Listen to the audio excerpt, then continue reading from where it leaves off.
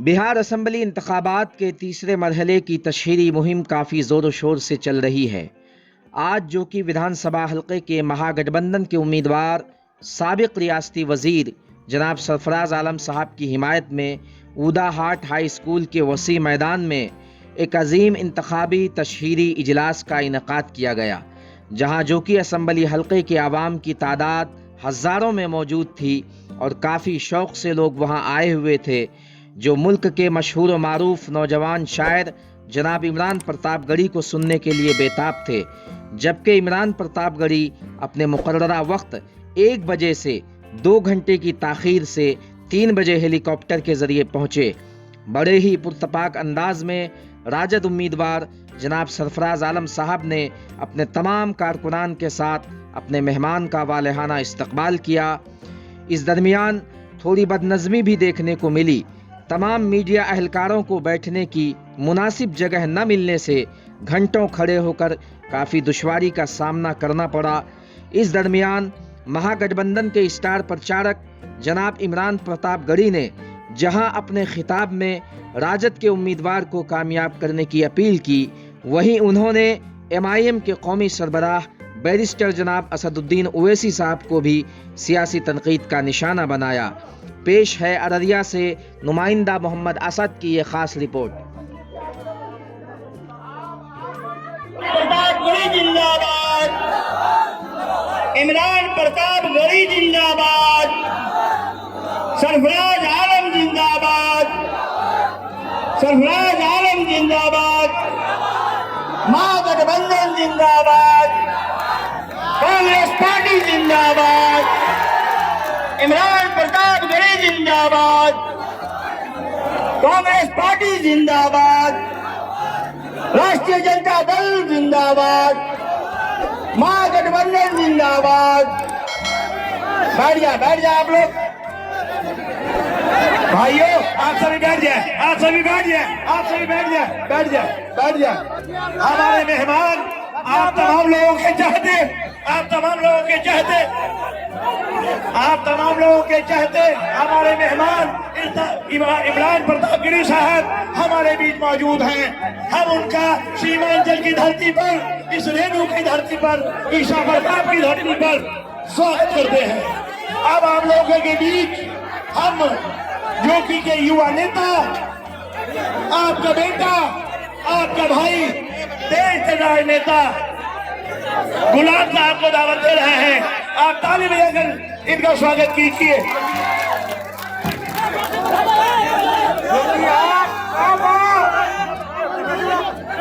आज जोकीहाट के उमदा के इस पावन धरती पर मैं आप सभी का हार्दिक अभिनंदन करता हूं और आपका क्रांतिकारी स्वागत करता हूं।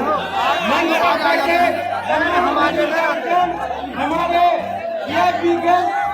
शायर इमरान प्रतापगढ़ी जी का मैं खैर मकदम करता हूँ।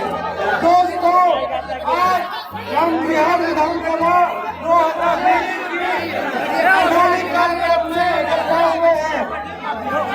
आज केंद्र में जो सरकार बैठी है वो फासीवाद सरकार है और बिहार में एक निकम्मा सरकार बैठी हुई है जिन्होंने बिहार प्रदेश का बेड़ा गर्क कर दिया है। दोस्तों, मैं आपका ध्यान लॉकडाउन की ओर खींचना चाहता हूँ। दोस्तों, लोग आज बोलते हैं सरकार साहब विधायकी की चुनाव कर रहे हैं। मैं कहना चाहता हूँ, जब लॉकडाउन में मस्जिद में नमाजियों को मारा गया तब लोग कहाँ थे? यहाँ के नेता। जब लोगों को लगा कि नहीं, जोकीहाट में मजबूत नेता सरफराज आलम साहब की जरूरत है। जब 7 तारीख को आप वोट गिराने जाए तो आप ध्यान में रखिएगा, आप सत्ता परिवर्तन के लिए वोट कर रहे हैं, आप 10 लाख नौकरियों के लिए वोट कर रहे हैं और आप तेजस्वी यादव जी को मुख्यमंत्री बनाने के लिए वोट कर रहे हैं। दोस्तों, आप अपना वोट ये कम्युनल ताकत को रोकने के लिए कर रहे हैं। आपसे यही बातें कह के मैं अपनी बातें खत्म करता हूँ। वोट करें राजद को और बटन दबाए टीम, जब तक न बोले पी। धन्यवाद।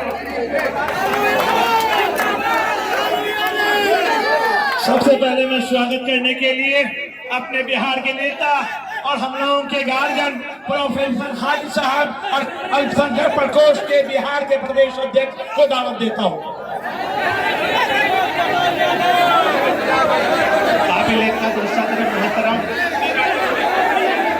और आज के इस जलसे के महावरे अंजुमन रहबरे कारवां रौनक बद उर्दू अदब के मशहूर शायर मुफक्किर व मुदब्बिर हिंदुस्तान के बुजुर्गों की उम्मीद नौजवानों के दिलदादा और इस मुल्क में मोदी के खिलाफ आवाज से आवाज लेकर लड़ने वाला इंसान जिसका नाम इमरान प्रतापगढ़ी है, मैं आपका स्वागत करता हूं, खैर मकदम करता हूं, वेलकम करता हूं और एक शेर से आपको स्वागत करता हूं। नहीं नशेमन तेरा कसर सुल्तानी के गुम्बद पर तू शाहीन है, बसेरा कर आसमान पहाड़ों की चट्टान। जय हिंद, जय भारत, जय राजद, जय लाल। हमारे बीच हैदराबाद से चलकर शहनशीन पे बैठे लोग का नाम लेना वक्त जाया करना समझता हूँ, लेकिन शहनशीन पे जो शख्स बैठा है अभी जनाब इमरान प्रतापगढ़ी साहब का मैं एक बात आप तमाम के सामने रखना चाहता हूँ। आज मैं शहर हैदराबाद से आपके सामने आया हूँ। मेरे आने का मकसद सिर्फ ये है कि आज आपके मुकाबले में हमारे हैदराबाद के कुछ चोर और दल्लाल भी आपके दरमियान रहे। दरअसल उनकी हकीकत ये है कि हैदराबाद में उनके घर से 2 किलोमीटर दूर पर 2 मस्जिदें शहीद होती है, उसके बारे में बात नहीं की जाती, लेकिन आपके बिहार के सीमांचल में आकर यहाँ पर बाबरी मस्जिद का नारा लगाते हैं। अरे असदुद्दीन अवैसी, मैं आपको खुल के कहना चाहता हूँ कि जिस दिन तुम मरोगे तो तुमको बाबरी मस्जिद में नमाज जनाजा नहीं, उस टूटी हुई मस्जिद में नमाज जनाजा के लिए ले जाएंगे। अपने घर की मस्जिद को पहले संभालो, बाद में हिंदुस्तान के मुसलमानों की आवाज को बुलंद करने की बात को। ये दरअसल और एक बात कहूँ, मैं आप लोगों को एक बात कहना चाहता हूँ कि बिहार में पिछले 3 दिन से सीमांचल में हम देख रहे हैं, ये जब भी आ रहे हैं इनका एक नारा आप लोगों के लिए सुनने मिल रहा होगा कि देखो देखो कौन आया, शेर आया, शेर आया। ये नारा आप लोगों ने दरअसल इसको मिसअंडरस्टूड कर दिया, यानी ये गलतफहमी वाला नारा हो गया। हैदराबाद में ये नारा ये है कि देखो देखो कौन आया, चोर आया, चोर आया। अब मैं आपका बेटा, आपका नेता, सीमांचल का छोटा गांधी भाई सरफराज आलम साहब को दावत दे रहा हूँ। सरफराज आलम साहब, तालियों से आप लोग इस्तेमाल करें।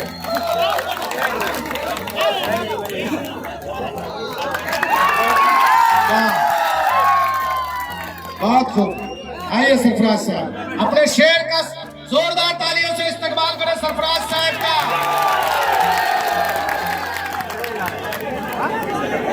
आज के पूरा के पाक सरजमीन पर चुनाव सभा में महागठबंधन के तमाम साथियों, बुजुर्गों, नौजवान दोस्तों और इस सभा में जो आए हैं भाई इमरान प्रतापगढ़ी, मैं सीमांचल की ओर से उनका हार्दिक अभिनंदन करता हूँ।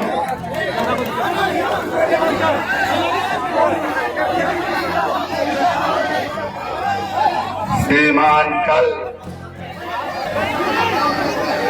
के लोगों को, चौकी के बुजुर्गों को, पाकीज़ा माता और बहनों को,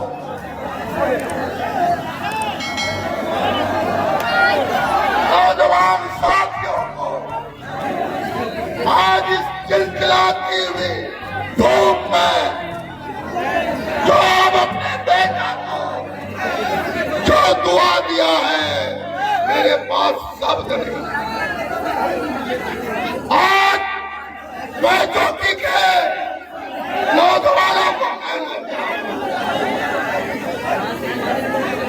बुजुर्गों को कहना चाहता हूं, आज जो सीमांचल को आपने इस मूलाहार के पवित्र जमीन पर आपने सांप्रदायिक ताकतों को जवाब देने के लिए सवेरे से आपने जो दुआ दिया है, मैं ऋणी हूं और ऋणी रहूंगा।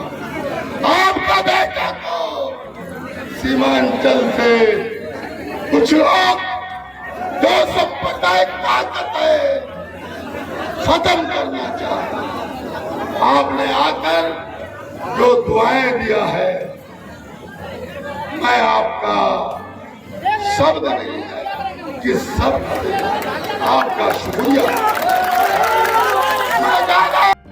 इधर साया है, इधर कुर्सी पे धूप नहीं है, तो मैंने कहा मेरे सामने मेरे हजारों चाहने वाले धूप में खड़े हैं, मैं इधर बैठूंगा जहां धूप है, मैं साये में नहीं बैठूंगा, क्योंकि मैं जानता हूं कि नया पाने की चाहत में पुराना छूट जाता है। तुझे अपनाऊं तो मुझसे जमाना रूठ जाता है। मोहब्बत पढ़ने लिखने में बहुत आसान है, लेकिन मोहब्बत को निभाने में पसीना छूट जाता है।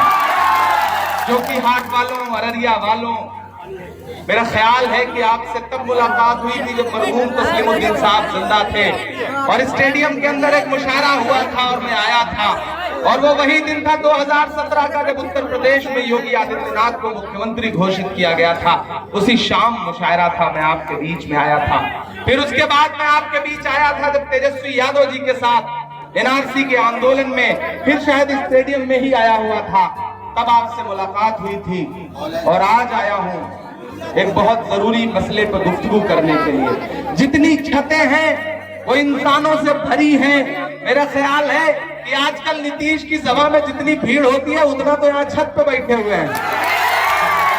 सलाम करता हूँ आपकी मौजूदगी को। सिर्फ दाएं हाथ वाली छत नहीं, जो पीछे वाली छत है, मैं आते हुए देख रहा था कि वहां पर भी हजारों लोग छत पर ऊपर हैं, और मेरी आंखों के सामने सरों का समंदर है जहां तक मेरी आवाज जा रही है। मैं शायद 2 साल बाद सिमट के आया है, हर रवायत से हट के आया है। आंधियों को जरा खबर कर दो,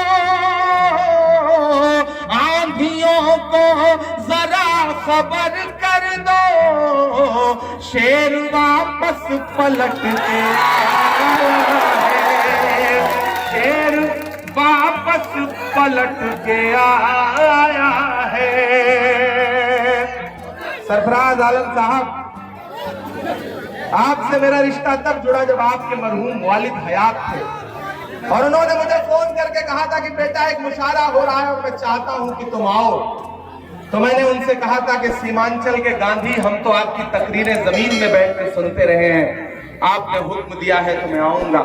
मैं हाजिर हुआ था और आज मैं उनके एक बेटे के लिए आपके बीच में आया हूं।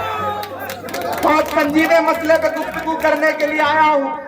बिहार वालों, मैं इस समय पिछले 10 दिन से पूरे बिहार के दौरे पर हूं, गया से लेकर के, और कल समस्तीपुर के हसनपुर में तेज प्रताप यादव जो तेजस्वी के बड़े भाई हैं, उनके लिए तेजस्वी जी के साथ सभा कर रहा था।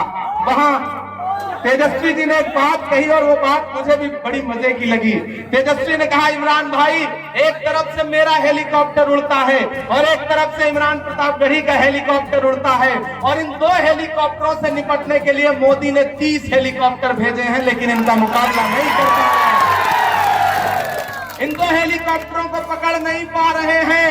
तब मैंने तेजस्वी जी से कहा कि तेजस्वी जी, हमारे इन दो हेलीकॉप्टरों के मुकाबले मोदी और नीतीश ने 30 हेलीकॉप्टर लगाए हैं।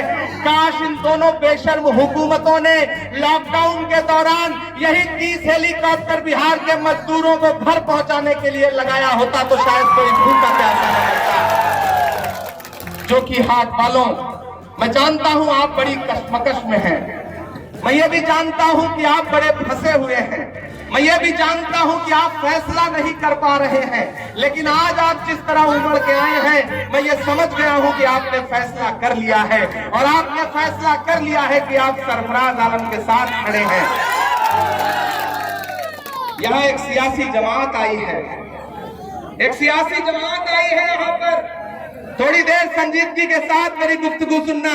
ये कैमरे वाले भाई हट जाओ, पीछे वाले को तुम नजर नहीं आ रहे हो तो वो नाराज हो रहे हैं। मैं भी चाहता हूं कि मेरे और मेरे चाहने वालों के बीच में कोई कैमरा दीवार ना बने, सीधे सीधे बराह रास्त गुफ्तगू हो। एक जमात आई है और वो जमात ये कहती है, उसके सदर साहब यहाँ आके कह रहे हैं कि मैंने तस्लीमुद्दीन साहब के छोटे बेटे को टिकट दे दिया। तस्लीमुद्दीन साहब सीमांचल के गांधी थे। मैं तो उनसे बस ये कहने आया हूं कि असदुद्दीन ओवैसी साहब, आप इन दिनों मुसलसल पूरे सीमांचल में घूम घूम करके सीमांचल के लोगों को इंसाफ दिलाने की बात कर रहे हैं, यहाँ की बाढ़ की बदहाली पर तंज कर रहे हैं, और आप कह रहे हैं कि मुझे चुनो, मेरे विधायकों को जिताओ तो हम तुम्हें पैकेज देंगे। अरे ओवैसी साहब, पूरे बिहार में लड़ाई सिर्फ दो ताकतों के बीच में है। एक ताकत है मोदी और नीतीश की, और एक ताकत है राहुल गांधी और तेजस्वी यादव की। इन दो ताकतों के अलावा बिहार में जितने हेलीकॉप्टर उड़ रहे हैं उनमें तेल नरेंद्र मोदी भरवा रहे हैं। यही सच्चाई है। किसको मुख्यमंत्री बनाने के लिए पूरे बिहार में ओवैसी साहब जाके वोट मांग रहे हैं? अच्छा, वो भी तेजस्वी के लिए वोट मांग रहे हैं? नहीं, वो जानते हो किसके लिए जाके वोट मांग रहे हैं? कहते हैं कोई उपेंद्र कुशवाहा है, उसको मुख्यमंत्री बनाओ, हमने उससे गठबंधन किया है। और उससे गठबंधन में कौन शामिल है? मायावती जी। मायावती जी का परसों वाला वीडियो देखा है जिसमें वो कह रहे हैं कि सीमांचल बाढ़ से तबाह है। अरे असद साहब, सीमांचल के लोगों पर तंज मत करिए, ये सीमांचल है, यहाँ के लोग किसी के टुकड़े पर नहीं पलते, अपने खून पसीने की कमाई से अपना घर बनाते हैं। इन्हें लालच मत दीजिए। आप कह रहे हैं कि सीमांचल के लोग बदहाल हैं। हाँ, सीमांचल में बाढ़ आती है क्योंकि नेपाल से पानी छूट जाता है और वो पानी यहाँ की मिट्टी को बर्बाद कर देता है। लेकिन मैं आपसे सवाल पूछता हूँ कि आप यहाँ आकर के सीमांचल की बाढ़ पर तो बात करते हैं, लेकिन पिछले 1 हफ्ते पहले, 1.5 हफ्ते पहले आपके हैदराबाद में सिर्फ चंद घंटे की बारिश में 29 लोग पानी में डूब के मर गए, और आप उनके जनाजे की नमाज में शामिल होने के बजाय यहाँ लोगों से वोट मांगते हुए फिर रहे हो। हैदराबाद पुकार रहा है, जाओ हैदराबाद को देखो, जाओ हैदराबाद को देखो। उन 29 लोग जो मारे गए हैं उनकी मदद करो। कुछ तस्वीरें तो आपने वायरल कराई। मैंने सुना कि यहाँ तकरीरों में ये कह रहे हो कि मैंने चीफ मिनिस्टर को रात 11:30 बजे जाके मुलाकात करी। अरे असद साहब, जब पूरा शहर पानी में तैर रहा था तो रात 11:30 बजे क्या हेलीकॉप्टर में उड़ करके चीफ मिनिस्टर के पास गए थे? यार, इतना झूठ क्यों बोलते हो मेरे भाई? सियासत करो, झूठ मत बोलो। झूठ बोलना अच्छी बात नहीं है। आपका एक वीडियो बीच में वायरल हुआ था जब आप ये कह रहे थे, अल्लाह को गवाह बना के कह रहा हूं कि मैंने एक दिन जरूरत पड़ी तो एक साथ 15 बोतल खून दिया। बताओ, जो कि हार्ट वालों को 15 बोतल खून एक साथ दे सकता है? यार, यहाँ एक बोतल देने के बाद डॉक्टर दूसरा बोतल लेने से मना कर देता है, और ये कह रहे हैं हमने 15 बोतल खून दिया। 15 बोतल, 15 मिनट के लिए पुलिस हटा लो, तुम 100 करोड़ हो, हम 15 करोड़ हैं। अरे मेरे भाई, ये सीमांचल है, यहाँ के लोग मिलजुल के रहते हैं। ये गंगा जमुनी तहजीब का शहर है। जब 47 में बंटवारा हो रहा था और जिन्ना सरहद के उस पार से आवाज लगा रहे थे कि इधर चले आओ, जब मौलाना आजाद ने जामा मस्जिद की सीढ़ियों पे खड़े होकर कहा कि हिंदुस्तान के मुसलमानों कहाँ जा रहे हो, ये तुम्हारा घर है, तुम्हारे पुरखे एक मिट्टी में दफन है। तो ये सीमांचल है जहाँ के पड़ोस में सरहद पड़ती है पड़ोसी मुल्क की, लेकिन इस मिट्टी के लोगों ने कहा कि हम कहीं नहीं जाएंगे, सीमांचल में रहेंगे, हिंदुस्तान में रहेंगे। सीमांचल हमारा है, हिंदुस्तान हमारा है। साजिशें बहुत बड़ी हैं। ये खड़ा होकर के जेपी नड्डा ने सिलीगुड़ी में क्या कहा 10 दिन पहले, याद है? कि कोरोना की वजह से सीए रोक दिया वरना फिर आएगा। असम में क्या हो रहा है? मदरसे बंद किए जा रहे हैं। ये तब हो रहा है जब हुकूमत है। हुकूमत कैसे बदलेगी? हुकूमत 1-2 विधायक और जज्बात में आने से नहीं बदलेगी। ये सीमांचल को राहत पैकेज की बात करने वाले दरअसल लूट रहे हैं। टिकट के बड़े बड़े बोलियां लगी। मैंने बेचारी एक कंचन है, उनके वीडियो सुने, क्या मस्त गालियां देती हैं बेचारी, वो आपने भी सुनी होगी। हमारे एक बेचारे चतुर्वेदी मौलाना साहब हैं, वो भी टिकट के लिए क्या क्या कोशिशें नहीं की बेचारे। मजहबी जलसों में भी जाके सियासी बातें करते रहे, लेकिन उनको भी टिकट नहीं दिया क्योंकि वो बेचारे पैसा नहीं दे पाए थे। उसके बाद किसी और को टिकट बेचा गया। ऐसे बहादुरगंज में मुसब्बिर साहब को टिकट नहीं दिया गया, अंजार नईमी को करोड़ों में बेच दिया गया। अपनी सीट छोड़ करके सदर साहब जो आजकल अपनी कयादत की बात करते हैं, पहले लालू के साथ घूमते थे, फिर नीतीश से टिकट लिया और उसके बाद आधे मैदान में छोड़ करके भाग गए चुनाव, और आज अपनी कयादत की बात कर रहे हैं। मेरे भाई, मैं आपको समझाने आया हूं, सीमांचल वालों, आप भोले जरूर हैं लेकिन आप बेवकूफ नहीं हैं। आपको बहुत सोच समझ के फैसला करना है। ये लड़ाई विधायक जिताने की नहीं बल्कि सरकार बनाने की है, और सरकार मोदी और नीतीश की कौन हटा सकता है? तेजस्वी और राहुल की जोड़ी हटा रही है। आप 10 नवंबर को बिहार बदल दो, खुदा ने चाहा तो 24 में हिंदुस्तान की भी गद्दी बदल जाएगी, नरेंद्र मोदी भी हट जाएंगे। जाते जाते बस 2 शेर, क्योंकि हेलीकॉप्टर की तरफ से इशारा हो रहा है, अगली सभा में पहुंचना है।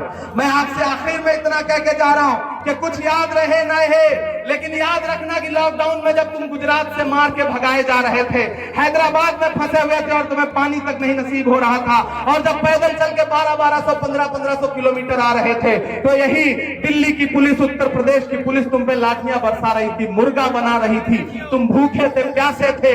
तब इमरान एक नज्म पढ़ता है कि हुकूमत तेरे सारे जुल्मों सितम याद रखेंगे हम, याद रखेंगे हम, लॉकडाउन के वो जानलेवा करम याद रखेंगे हम, याद रखेंगे हम, के अपने घर बार माँ बाप से दूर थे, जुर्म ये था बिहारी थे मजदूर थे, जुर्म ये था बिहारी थे मजदूर थे, पेट खाली था और भूख से चूर थे, फिर भी पैदल ही चलने को मजबूर थे।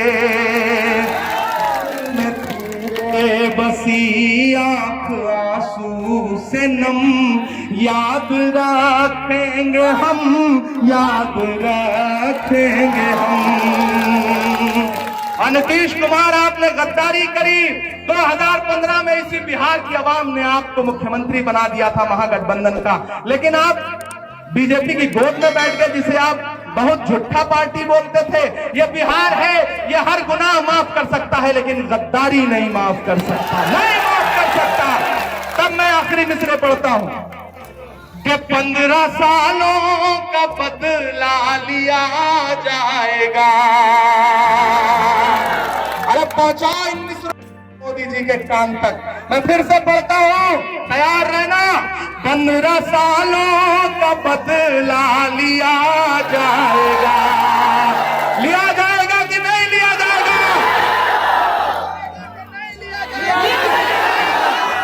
15 सालों का बदला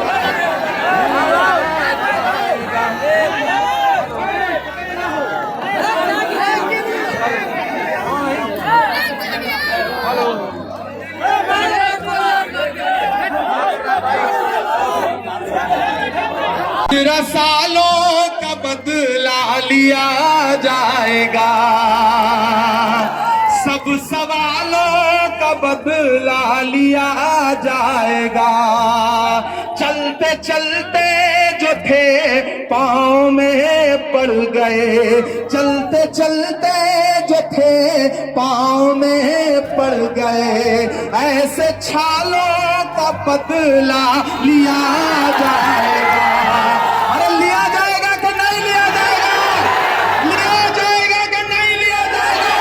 अरे बताओ, जो कि हाट वालों सरफराज को जिता रहे हो ना, देखना मोदी जी देखना तोड़ देंगे तुम्हारा भरम, याद रखोगे तुम, याद रखेंगे हम, ऐ हुकूमत तेरे सारे।